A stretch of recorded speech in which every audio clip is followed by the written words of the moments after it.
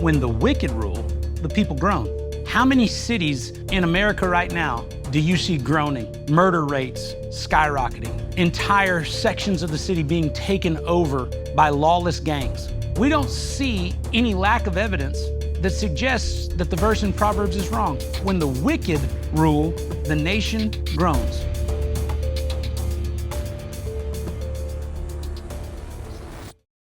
What happens when the government becomes God? Now, some of you may hear that and you think that's absurd. Who would worship the government? But in so many ways, the world that we live in is looking to the government and holding them in the same esteem that should be reserved exclusively for God Almighty, the God who created the heaven and the earth. First, allow yourself to understand this. This is nothing new. Throughout the history of the world, in the Bible, and in world history, nations, groups of people have believed that governments were equivalent to God.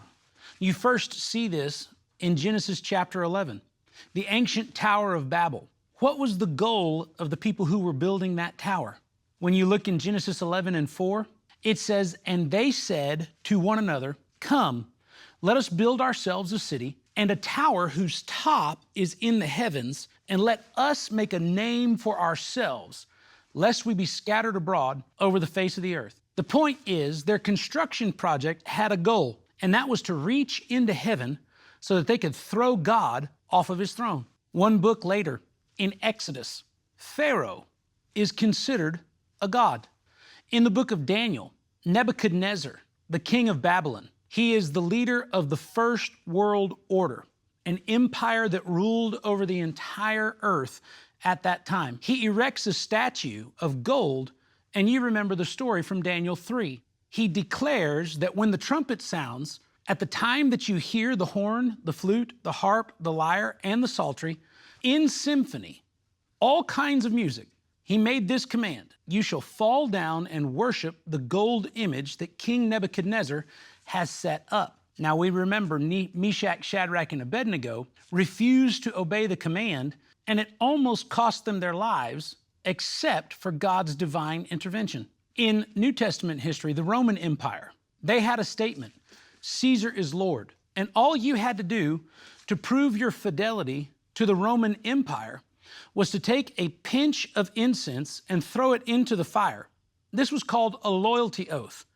And when you took the incense and threw it into the fire, you were to say, "Caesar is Lord." Now, to people from all over the world that Rome had conquered their nation, that wasn't a problem. But for those who were born in Israel and those who were faithful Jews, it was a massive problem. Why? Deuteronomy, the 6th chapter, the 4th verse, says, "Hear, O Israel, the Lord our God, the Lord is one." How could you profess that Caesar was Lord and be faithful to the God who made heaven and earth? So we see in these examples in ancient history that it's not a new idea that groups of people would want to form some kind of system that would replace the God of heaven. How does this work in our modern world? There are governmental systems that are doing everything they can to replace God. And many Americans, some who call themselves Christians, are very willing to let them do it. It's not a new story, but it is a truth that has played out for centuries, and it will continue to do so until Christ's return. When you read the book of Revelation, you read about a one-world government and a one-world leader. He's called the Antichrist. He's defeated when Christ returns and sets up his throne, and the Bible says he rules with a rod of iron, and of his kingdom there shall be no end. So, when you ask yourself, is it absurd that a government can replace God? I think when you look at history past and the prophecies of the future, it's not an absurdity, it's a reality. Now, let's look at what happens when people buy into a system that is willing to replace God. I'd like to turn your attention to 1 Samuel, the 8th chapter, as we take a look at a moment in Israel's history when they had a problem in leadership.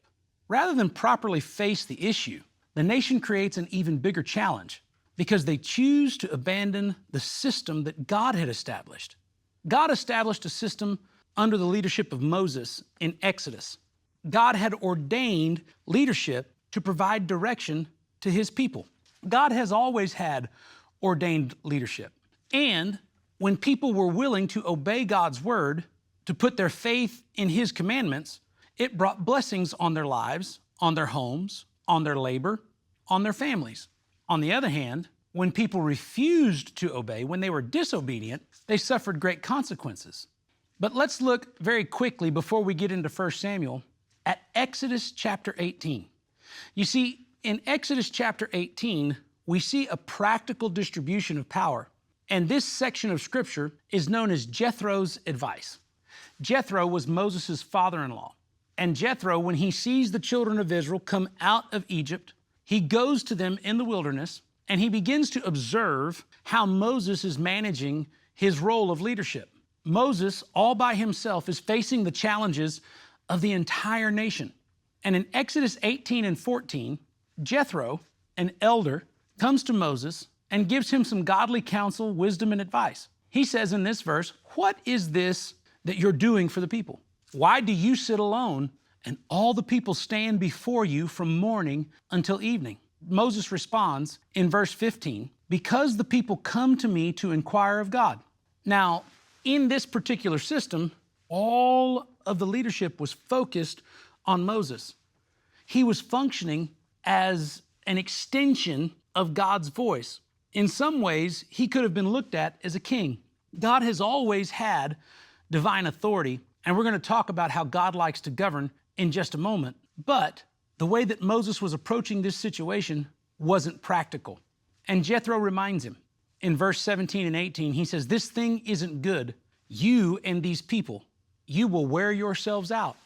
The point is, he was doing the right thing. He was giving them an opportunity to seek the Lord's counsel, but he was not doing the right thing in the best way. So he had to come up with a better version of administration. Verse 20 through 23 in Exodus 18, Jethro gives the following advice. "You, Moses, teach them the law.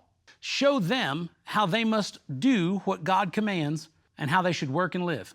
And then he says, "Select from all the peoples," that's the 12 tribes, and listen to the criteria. "Select from all the peoples able men that fear God, men of truth, hating covetousness, and place them to be rulers over thousands, hundreds, fifties, and tens." He was saying, find people who are fit to lead, who obey the law, and then distribute to them groups of people so that these problems can be solved more efficiently. He said, let them judge at all times, and then if it is a greater matter, it will come up to you. Now, if this sounds familiar, in many ways, this is the foundation and the example of the representative forms of government that we have here in America today, both nationally and locally. Just consider your local city council. If your city is like our city here in San Antonio, it's divided into sections. They call them council districts. And each district will elect a councilman or a councilwoman. They can represent the area of the city to the entire council whenever the whole council meets under the leadership of the mayor. That way, the people who live in one section of town don't make the decisions for everybody in town. Each gets a representative voice. Federally, you have the House of Congress, filled with congressmen. Connected to the House are senators, filled with senators. And they represent their individual states. Then you have the executive branch. That's what we're looking at in this election, the presidency. And then there's the judicial branch that's appointed. Local court, regional court, federal court, even up to the Supreme Court. Just like Jethro said to Moses, let these lower sections judge at all times, and then if it's a great matter, it will come up to you. All that you see in the division of powers and the structure of our government here is found in Exodus 18. When people tell you that the United States is not a God-fearing or a biblically based nation, they simply don't know the truth about history. The divine wisdom of Exodus 18 worked from the day that Jethro gave Moses this advice, and in the proper hands, it would work now. But in order for that to be the case, two things have to be present. One, people who are willing to follow and obey the law. Unfortunately, we have way too many examples of current leaders who aren't willing to do that. 2, when those designated leaders are able, meaning they have the intelligence and the understanding of what needs to be done, they're God-honoring, people of truth, hating covetousness. What is covetousness? It sounds like a big word, but in truth, covetousness is when you want something for the wrong reason. The 10 Commandments, the last, thou shalt not covet thy neighbor's. And then it lists things. You shall not covet his wife. You shall not covet his property. You shall not covet his possessions.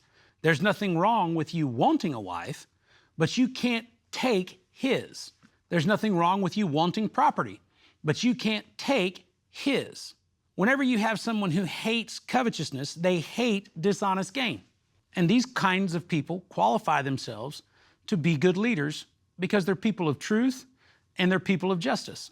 If the people who are leading are not willing to honor God and they're not willing to look through the lenses of truth and justice, the problem is not the system, the problem is the people in the system. So fast forward to 1 Samuel chapter 8. All of that was setting this up. I'm so glad you stayed with us. But 1 Samuel chapter 8, we come to a moment in Israel's history where Samuel has been their faithful leader. He has served Israel as a judge, as a prophet, and as a priest. And in his old age, he names his sons to be judges after him. Here's the problem. His sons are not faithful. They do not honor God. And so in 1 Samuel chapter 8 and verse 5, the people of Israel come to him and they say, look, you are old and your sons do not walk in your ways. Now, the answer to the problem is that Israel needs better leaders. Israel does not need a new system. This is important for you to consider because it's a question that we're asking ourselves in America today. Now, in Israel's case, instead of removing the bad leadership of Samuel's sons and finding better leaders, they told Samuel in verse 6, give us a king to judge us like all the other nations. The point is, they didn't want to be the nation that God had created them to be, to utilize a modern phrase, one nation under God. They wanted to be like all of the other nations of the world. In this modern day, we would call that globalism. They wanted to be like everyone else. They didn't want a system that had everything divided and in a proper place, a system that God ordained. They wanted to be like all of the neighboring countries around them. Here in the United States, we're very unique. For almost 250 years, we've had a constitutional republic. And that constitutional republic was based on a very prescribed division of power, similar to what we discussed in Exodus 18. The nuances are different, but the principles are the same. Regional leaders who are supposed to be the wicked rule, able, lovers of grown. truth. How many haters cities of dishonest in America gain. right now And every do you time see that we as groaning? Americans Murder get to rates vote, we get to skyrocketing. decide Entire what kind of sections leader of the city do we being have, taken what over kind of leader by lawless do we gangs. need, and How when many we states choose that are wisely filled at with these every cities level that have we godless see leadership good results groaning, from trying to godly, come up with the high-quality resources to solve leadership. problems. Here's what the Bible And now, says: on when the the righteous national are in level, authority, we the hear people rejoice and see when you've got groaning, righteous people leadership in the struggling, city, able people with the cost of God-fearing, living, people lovers of struggling truth with and the justice, environment around the people them, people rejoice. struggling with When fear you've and got uncertainty. godly When leadership you look in the around state in the or the nation nation today, people the rejoice. United States, But here's the we other don't half of that see verse any in lack of Proverbs. evidence that suggests that the verse in Proverbs is wrong. When the wicked rule, the nation groans. Why? Not because we have a bad system. That system has been in place for 250 years. It's because we have bad leadership. And rather than change the system, we need to address the leadership issue. The reason that I point this out is because there are individuals in this nation right now, some of them in leadership roles with great amounts of influence, that are now talking about changing the system. Just consider the Supreme Court. Here's something you're going to hear people say: we should pack the court. Court packing is how you take our Constitution and throw it out. Why is that important to you and I? Because the First Amendment of our Constitution gives us some very clear and necessary freedoms. First and foremost, the freedom of speech. You don't have to like everything that I say, and I don't have to agree with everything you say. But because we are both seen as equal in the eyes of God and under the law, we should both be able to say what we feel needs to be said. That's the freedom of speech. Next to the freedom of speech is the freedom of religion, meaning that you can't be forced to believe what I believe, and I can't be forced to believe what you believe. But because we're both seen equal in the eyes of God and under the law, we have a right to choose what we want to believe. Why are these things so important? Because when you look at the world that the United States came from, when you look at the aristocracies and the royal vassal states of Europe, you couldn't speak to the king. The king had to give you permission to speak. So there was no freedom of speech. You couldn't worship the God that you chose. You had to worship the God the king dictated you chose, which is why there was a state religion. Consider the Second Amendment. The Second Amendment is the right to bear arms. This is a significant freedom that we have here in the United States. Why? Because it gives you not only the freedom and the liberty to protect yourself, but it says that you are equal in the eyes of God and in the eyes of the law. In the royal states of Europe, only the king would issue weapons because he was concerned about anyone who might try to harm him. Here in the United States, you protect your family, I'll protect mine, and as long as we respect each other, we're going to have a peaceful life. When you pack the Supreme Court and you put individuals into roles of authority with an agenda, not to protect and defend the Constitution, but to rewrite it, you can kiss those freedoms goodbye. Why do people want to change the system in the United States? Why try to change something that has worked for 2.5 centuries? Because just like we read here in 1 Samuel chapter 8, they want to be global. They don't want the United States to stand alone as a shining city on a hill, as Ronald Reagan, the President of the United States, referred to it as. They want us to be a part of a global system of government. Like the desire to have a king in ancient Israel, the desire in our modern world is called socialism. And socialism fundamentally makes the government God. In the Bible, God is the provider of all things.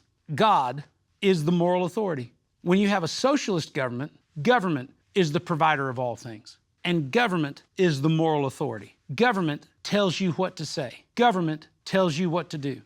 Government tells you what is and what is not acceptable. Just like Israel in Samuel's day, here in the United States, becoming more globalist will not solve the problem. We'll throw away what does work and what has worked for what doesn't work and won't work. So here's the question we asked at the beginning of this conversation. What happens when the government replaces God? What do you think God thinks of this? Well, he answers Samuel in verse 7 of 1 Samuel chapter 8.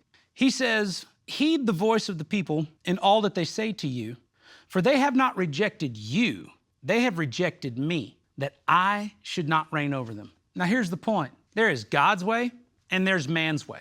When men choose to leave God's plan, there are always consequences. This goes all the way back to the beginning of Genesis. God's plan for Adam and Eve, of every tree you may eat, but there's 2 that you're going to leave alone. When they left God's plan, there were consequences. The foundation of the United States in 1776 was indeed an act of God's sovereign plan. His fingerprints are all over our founding documents. And that is why these United States have endured with such great consistency. If we move away from our constitutional republic to a globalist and socialist form of government, not only will we lose the nation that we love, but we are going to suffer the consequences far greater than you can imagine. If you think things are tough now, get ready if we don't make the right decision in November. Let's look at the consequences of 1 Samuel chapter 8, verses 9 through 18. The Lord says to Samuel, "Heed the voice. However, you shall solemnly warn them and show them the behavior of the king who will reign over them." God was telling Samuel then, like I believe he expects pastors now, spiritual leaders now. He was telling Samuel, you are going to give them what they want, but you need to warn as many as you can. Many people want to know, why is this ministry putting so much focus on this content right now? Because like Samuel, I believe that I'm commissioned as a watchman. And my job is to warn people of impending danger in this hour. What will happen if we don't solve the leadership problem in our country? So here's what Samuel warns Israel. He said, "This will be the behavior of the king who will rule over you." He begins in verse 11. He says, "He will take your sons and he will appoint them for his own chariots." He was saying he's going to draft them into the military. Right now, there's a great concern in the United States military because our leadership has shrunk the number of enlisted men. Consider this recent fact published in a paper that the United States Navy had to park several ships. Why? Not because these ships were not capable of sailing, not because they weren't able to do the job of defending and protecting, but because we didn't have enough sailors to man them. So what is our government saying? We should reopen the draft. And now, because we've got diversity, equity, and inclusion, we shouldn't just look at 18-year-old males, we should look at male and female. Your sons and your daughters should be pulled into military service. Verse 12, he will appoint captains over his thousands and captains over his 50s, and they will plow his ground, reap his harvest, and make weapons of war. Isn't it interesting that the same system that was in Exodus chapter 18, with a different purpose for individual liberty, is now going to be utilized by a king in 1 Samuel chapter 8, where there's going to be a division of power, but instead of it being focused on an individual's liberty, it's going to be focused on making the government bigger? Here in America, we call this bureaucracy. That's a phrase that you're going to hear about bureaucrats and individuals who work inside government. Bureaucrats and the bureaucracy are unelected individuals. They're appointed to government offices. They work in places where they decide what to do during pandemics. And when they do, they dictate to the citizens what they have the freedom and ability to do. Unelected individuals told us to wear masks. Unelected individuals told us to stay 6 feet apart. Unelected individuals called it science and then later came back to say, there's no science to it at all, we were just guessing. If you think there's too much government now, if we become a socialist nation, all we will have is government. And then verses 13, 14, 15, 16, and 17, Samuel gives them these warnings. Each of them begins with take. He's saying if you get away from God's government, all you're going to have are things taken from you. He's going to take your daughters and make them serve in his house. He's going to take your sons. He's going to take your land. He's going to take your vineyards. He's going to take your orchards. He's going to take 1/10 of your sheep. He's saying if you go with this system of government and you get a king, the government you want will take rather than the God you serve who gives. In God's system, you give and God gives back to you because of your obedience to him. In man's system, it's taxed, it's taken, it's enforced. Now, what happens when the government replaces God? Verse 18 tells us very clearly, you will cry out in that day because of your king, whom you have chosen for yourself. So when the wicked are in authority, the people mourn. God said it very clearly right here in a different way. You're going to cry out in that day. Now listen to the last half of the verse. And the Lord will not hear you. God gave them a very solemn warning. He said, if you choose your own way, you're going to suffer the consequences. We as a nation are at a tipping point. In this next election, we can choose able leaders, or we can choose a system that will end the nation as we know it. The answer to the question, what happens when government replaces God? I'll take you back to verse 18. You will cry out because of the king you have chosen, and the Lord will not hear you. We'll regret it, but God will not hear us in our hour of regret. It's a very important time for you to consider the choices that you have to make as an individual and choose wisely based on God's system and not a global one.